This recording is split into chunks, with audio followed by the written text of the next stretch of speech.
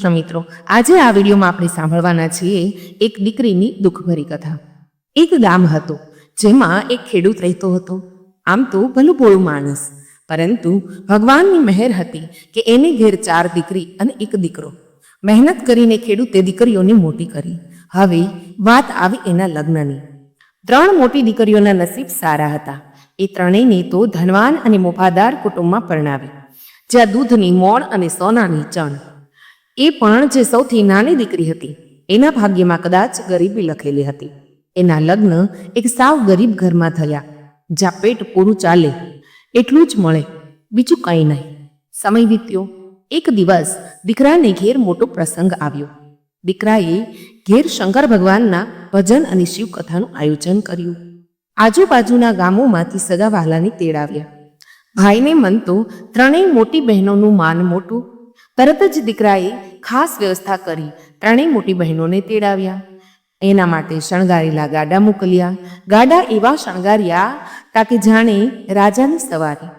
ગાડાની ઘૂઘરીઓ રણકતી જાય અને ત્રણેય વટભેર પિયરમાં આવ્યા. ભાભીએ પણ આવકારવામાં કોઈ કસર ન છોડી. લાડુ, મોહનથાળ અને ભજીયા જેવા ઊંચા ભોજન તૈયાર થયા. પરંતુ આ બધામાં એક વાત ભૂલાઈ ગઈ. કોઈને પણ નાની દીકરીની યાદ ન આવી. ભાઈએ પણ મનમાં વિચાર્યું કે એ તો ગરીબ છે, અહીં આવશે તો એનું માન નહીં જળવાય, એને સંકોચ થશે ને વળી એને તેડવા ગાડી મોકલવાનો ખર્ચો, એટલે એને ન તો તેડાવવી. નાની બહેનને આ વાતની ખબર પડી. એનું હૈયું ભરાઈ આવ્યું. મારો ભાઈ આટલો મોટો ધર્મનો પ્રસંગ રાખે અને મને યાદ ન કરી. એને મનમાં વિચાર્યું કે મોટી બહેનોને તો સારા ગાડા મોકલ્યા, પરંતુ મારું કોઈ વચન કે વ્યવહાર નથી. પણ એ હતી તો ખમીરવાળી. મનમાં નક્કી કર્યું, કોઈ તેડાવે કે ન તેડાવે, હું તો શંકર ભગવાનના ભજનમાં જરૂરથી જઈશ. આ તો ધર્મનો પ્રસંગ છે. ભલે મારી પાસે સારા વસ્ત્ર ન હોય કે ભાડું ન હોય. પાડોશમાં એક બલીબાઈ રહેતી. એણે નાની દીકરીનો ઉદાસ ચહેરો જોયો. એને પૂછ્યું, કેમ દીકરી ઉદાસ છું? દીકરી રડમસ અવાજે બોલી, મારે મારા ભાઈના ઘરે શિવ ભજનમાં જવું છે, પરંતુ મારી પાસે તો પહેરવા માટે એક ઢંગની સાડી પણ નથી. ભાડું ક્યાંથી કાઢવું? ફાટેલા તૂટેલા લુગડામાં મોટા લોકોની વચ્ચે કેવી રીતે જવાય? પાડોશીએ એને હૂફ આપી, અરે ગાંડી, શંકર ભગવાનને તારા સાદા લુગડા સાથે કોઈ લેવા દેવા નથી. તારી શ્રદ્ધા જોઈશે. તું જરાય ચિંતા ન કર. આ લે, મારા 500 રૂપિયા રાખ અને આ એક સાફ સુથરી સાડી પણ તું પહેરી લે. નાની બહેનને ઘણો સંતોષ થયો. હવે શિવ ભજનમાં જવું હોય તો પ્રસાદ તો લઈ જવો પડે. ધનવાન બહેનો તો મીઠાઈના મોટા ડબ્બા અને કાજુ બદામના પેકેટ લઈને જતી હતી. નાની દીકરી પાસે એટલા પૈસા ક્યાંથી હોય? એણે ઘરમાં જોયું. ઘરમાં થોડાક જુવારના દાણા પડ્યા હતા. 2-4 ખાંડના દાણા હતા. એણે પોતાના મનથી વિચાર્યું કે પ્રભુ, મારી પાસે આનાથી વધારે કશું નથી. ભાવ જ મુખ્ય છે. એણે એ ધાણીને તાવડીમાં સરખી શેકી લીધી અને એમાં થોડી ખાંડ ભેળવી દીધી. એટલે નાની એવી પોટલીમાં એ સાદો પ્રસાદ લીધો અને પગપાળા જ પોતાના ભાઈના ઘર તરફ ચાલી નીકળી.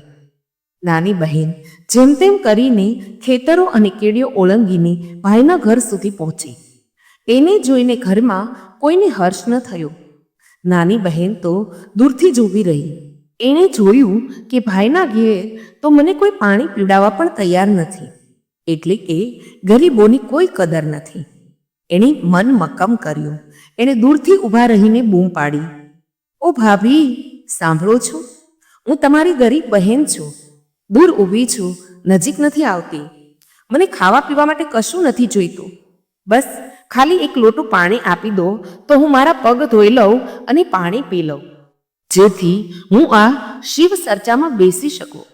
ભાભી તો તરત જ મોં મચકોડીને બોલ્યા, અરે ગરીબડી, તું આવી ગઈ? તું અહીંથી ચાલી જા. વધારે કંઈ બોલતી નહીં. લે, તું એક ખાલી લોટું પાણી માગે છે. હા, એ હું તને આપી દઉં. બિચારી નાની બહેન એને તો ઝૂકીને ભાઈને દૂરથી જ પ્રણામ કર્યા. ભાભીને પણ દૂરથી બંધન કર્યા. હા ભાભી, ખુશ રહો. એક લોટા પાણી લઈને એને પોતાના પગ ધોયા, મોં ધોયું અને પાણી પીધું. ઘરમાં કોઈએ એને ખાવા પીવાની વાત પણ ન કરી. મોટી ત્રણેય નણંદોને તો થાળીમાં ભરી ભરીને નાસ્તો આપ્યો, ભોજન પણ દીધું, પરંતુ નાની દીકરીને કોઈએ પૂછ્યું પણ નહીં. આ બાજુ ધામધૂમથી શિવ ચર્ચા શરૂ થઈ. જ્યારે પ્રસાદ ચડાવવાની વાત આવી ત્યારે નાની બહેને એનો લાવેલો મમરાનો પ્રસાદ આગળ ધર્યો. તરત જ ભાભીએ એનો પ્રસાદ ઉપાડીને બાજુમાં ફેંકી દીધો. ગરીબ દુઃખી માણસ આ મમરાનો પ્રસાદ લઈને આવી છે. નાની દીકરી બિચારી રોવા લાગી, પોતાના આંસુડા લૂછતી હતી. ભાભીએ જોયું કે નાની બેનના આંસુડા જમીન પર ન પડે એ રીતે લૂછતી હતી અને મનમાં ભગવાનની પ્રાર્થના કરતી હતી કે હે શિવગુરુ, આ તો કેવી રચના રચી. મારી પાસે સેવા કરવા માટે ધન નથી ને તે મને આટલી ભૂખી તરસી રાખી. હું તો તારી ચર્ચામાં જોડાઈશ. 3 કલાકની ચર્ચામાં એ બહેન આંખ બંધ કરીને બેઠી રહી અને શિવગુરુ પાસે પોતાના ભાઈ ભત્રીજા માટે દયા માંગતી રહી, આશીર્વાદ માંગતી રહી. શિવ ચર્ચા પૂરી થઈ ત્યારે ત્રણેય રાજવાળી ધનવાન નણંદો તો ભાભીને લાડથી પૂછે, હવે અમે જઈએ ભાભી. ત્યારે ભાભી એમને વળાવી, પણ નાની બહેન તો ઊભી રહી. એને ભાભીને કહ્યું, ભાભી, મને મારા સાસરે જવું છે, પરંતુ મારી પાસે ભાડું નથી. જો તમારી પાસે કોઈ ફાટેલું તૂટેલું ગોદડું કે ધાબળો હોય તો મને આપી દો, તો હું તમારા ઘરમાં નહીં રહું, પરંતુ નદી કિનારે જઈને સૂઈ જઈશ. ભાભીએ મોઢું બગાડ્યું, ના ના, તું અહીં ન ઊભી રહી, જા તું તારા સાસરે ચાલી જા. નાની બહેને પૂછ્યું, તમે મને કંઈ પૂછ્યું પણ નહીં કે હું શું કરીશ? તો ભાભી કહે કે મને તારી કોઈ પરવા નથી, જા તું અહીંથી જતી રહે, તને ફાટેલું તૂટલું ગોદડું પણ નહીં આપું. નાની બેને મનમાં નક્કી કર્યું કે હું તો જઈશ જ. ત્યારે ભાઈએ ભાભીને પૂછ્યું, અરે તારી ગરીબ બહેન ગોદડું માગે છે તો એને આપી દે ને. ભાભીએ કહ્યું, ના, જે ઘોડા પર ત્રણેય બહેનો ગઈ એ જ ઘોડા પર એને મોકલો, એટલે કે ટોણો માર્યો. ત્યારે ભાઈ હાથ જોડીને બોલ્યો કે ભગવાન તેને કેવો દિવસ બતાવે છે. ઘરમાં કોઈ ચારો નથી, કંઈ બચ્યું નથી કે હું મારી નાની બહેનને સાચવી શકું. અમે અમારી બહેનને ન પૂછી એટલે ફાટેલા લુગડા પણ ન આપ્યા, પરંતુ દોડ્યો જે ફાટેલું તૂટેલું ગોદડું હતું તે લઈને આવ્યો અને કહ્યું, લે બેન, આ ફાટેલું ગોદડું તું રાખ અને નદી કિનારે જઈને સૂઈ જા. મોટી બહેનો તો પોતાનો પ્રસાદ ખાઈ પીને ખુશામત કરીને સૂઈ ગઈ, પરંતુ ભાઈના મનમાં દુઃખ થયું. આખરે તો અમે એક જ મા બાપના સંતાન છીએ, કંઈક તો ભાઈ બહેનનો પ્રેમ હોવો જોઈએ ને. એણે તરત જ એક થાળીમાં ગરમ દાળ ભાત, શાક દૂધ અને 4 રોટલી મૂક્યા અને એક લોટો પાણી લઈને ચૂપચાપ નદી કિનારે ગયો, જ્યાં નાની બહેન સૂતી હતી. બહેન, આ તારા માટે ખાવાનું લાવ્યો છું. નાની બહેને જોયું તો આશ્ચર્ય થયું. ભાઈ, તમે અહીં? શું ભાભીએ તમને કાઢી મૂક્યા? ભાઈ રડી પડ્યો. ના બહેન, તારી ભાભીએ મને નથી કાઢ્યો, પરંતુ આખું કુટુંબ ખાઈ પીને મારી નાની દુલારી ભૂખી સૂતી હોય તો મને કેમ કરીને ખાવાનું ગમે? મારું હૈયું નથી માનતું. જો તું નહીં ખાય તો હું પણ નહીં ખાઉં.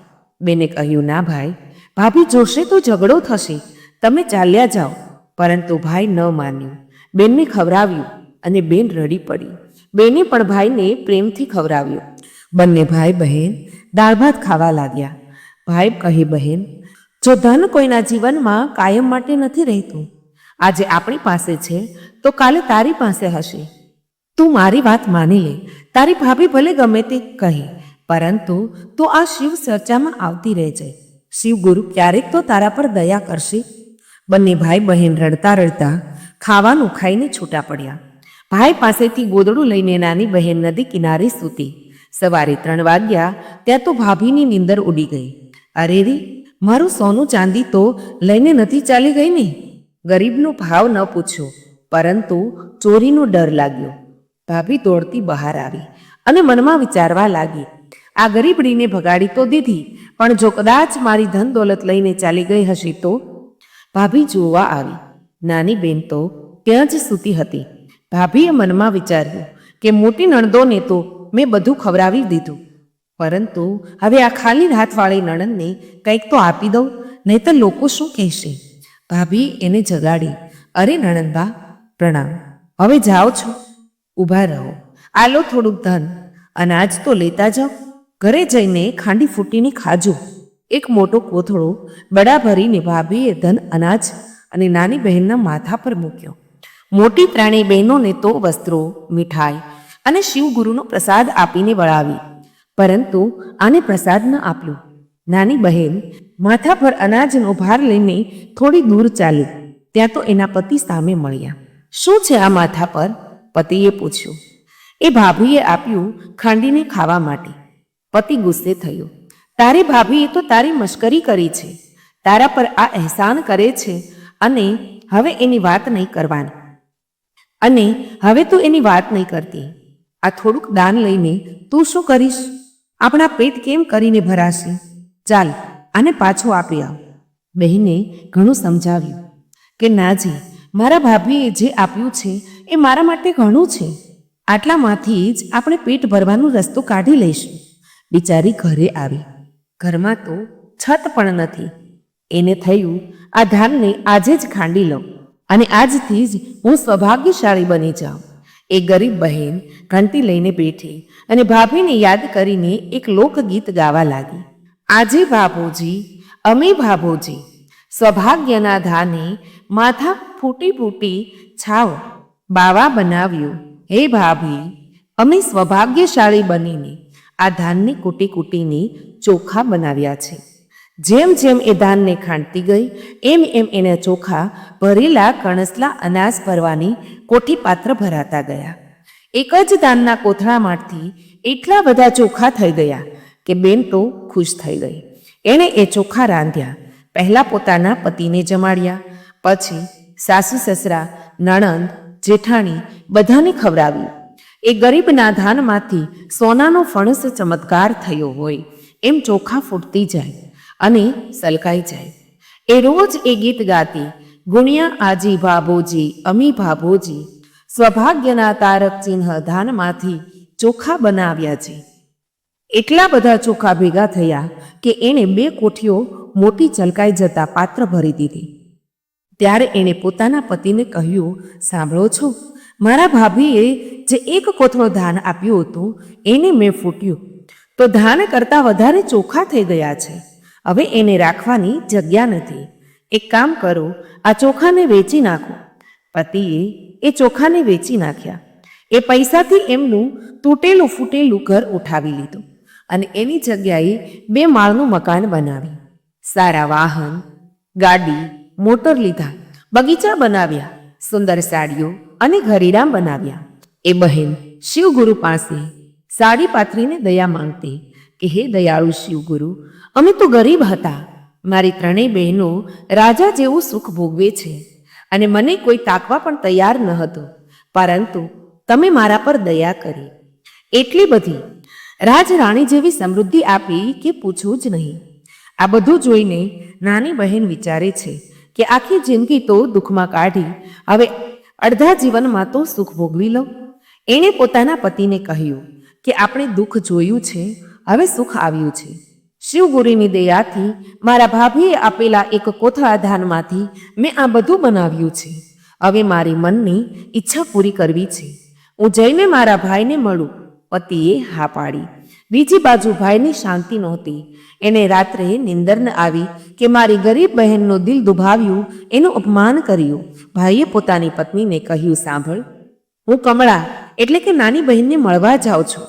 તું મને શોધતી પાછળ નહીં આવતી, નહીંતર હું પાછો નહીં આવું. આવું પત્ની કહે, ઠીક છે, જાઓ, હવે મને કોઈ વસ્તુની કમી નથી, તમને શોધવા આવવાની જરૂર નથી. ભાઈ પોતાની બહેનને મળવા પહોંચ્યો. એની બહેન જ્યાં ઝૂંપડીમાં રહેતી હતી ત્યાં તો મહેલ જેવી ઇમારત ઊભી થઈ. એણે પાડોશીને પૂછ્યું, અહીં મારી બહેનનું ઘર ક્યાં છે? ત્યાં જ નાની બહેન બહાર આવી. અરે ભાઈ, હું જ તમારી બહેન છું. ભાઈ તો ચકરાઈ ગયો. સમાચાર પૂછવા લાગ્યો, કેમ છો બહેન, બધા ખુશ તો છો ને?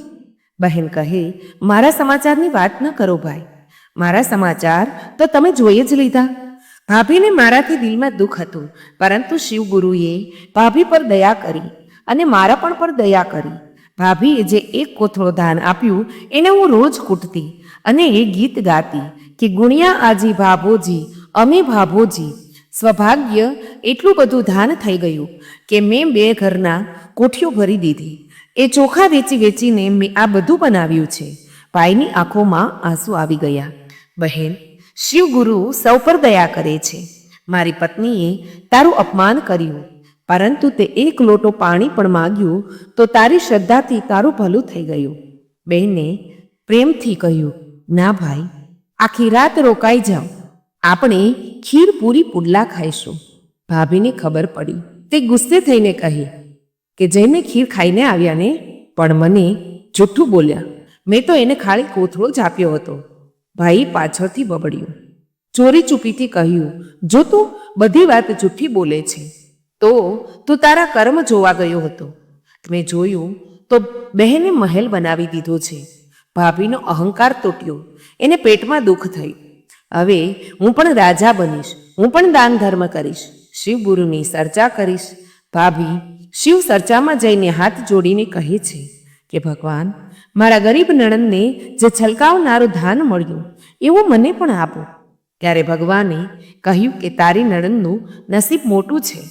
તારા જેવી લાલચીને ભગવાન કંઈ ન આપે. ત્યારે જ બધાએ કહ્યું કે ગરીબને દૂર ન રાખો, ગરીબનો પડછાયો પણ ન ત્યાગો.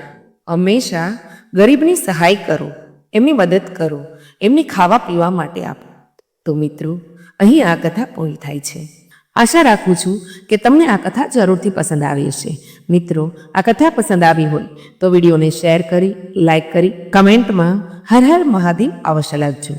મારી સાથે અંત સુધી જોડાઈ રહેવા બદલ આપ સૌનો ખૂબ ખૂબ આભાર. જય શ્રી કૃષ્ણ. રાધે રાધે.